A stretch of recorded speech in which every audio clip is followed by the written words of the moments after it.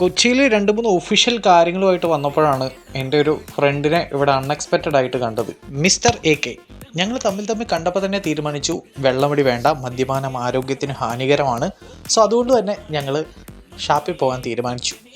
2019 ഞാൻ മുല്ലപ്പന്തലിൽ പോയിട്ടുണ്ടായിരുന്നു. അതിൻ്റെ ഒരു ഓർമ്മയ്ക്ക് പിന്നെ ഗൂഗിളിൽ നല്ല റിവ്യൂ കണ്ടിട്ടാണ് ഞങ്ങൾ മുല്ലപ്പന്തലിലേക്ക് പോകുന്നത്. തിരിച്ചു കടിക്കാത്ത എല്ലാ സാധനങ്ങളും ഓർഡർ ചെയ്ത് ഇങ്ങനെ ഞങ്ങൾ വെയിറ്റ് ചെയ്തിരിക്കുകയാണ്.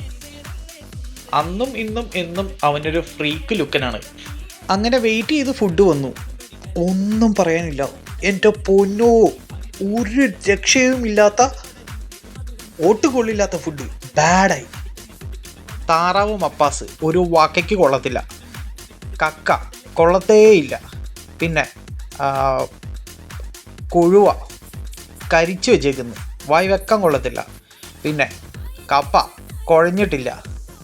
പിന്നെ കരിമീൻ പൊള്ളിച്ചത് അഡ്ജസ്റ്റ് ചെയ്ത് കഴിക്കാം, അത്രയേ ഉള്ളൂ. ഓക്കെ, വളരെ മോശം ഫുഡ്.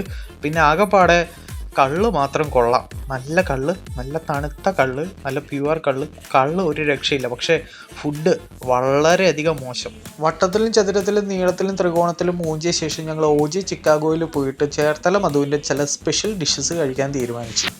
വന്നപാട് തന്നെ ഞങ്ങൾ പ്രോൺസ് ഡീപ്പ് ഫ്രൈയും തന്തൂരി ചിക്കനും ഡ്രാഗൺ ചിക്കനും എഗ് ഫ്രിറ്റേഴ്സും പിന്നെ കുറച്ച് നാരങ്ങ വെള്ളവും പറഞ്ഞു. നമ്മുടെ ചേർത്തല മധുച്ചേട്ടൻ ഒരു രക്ഷയില്ല കേട്ടോ.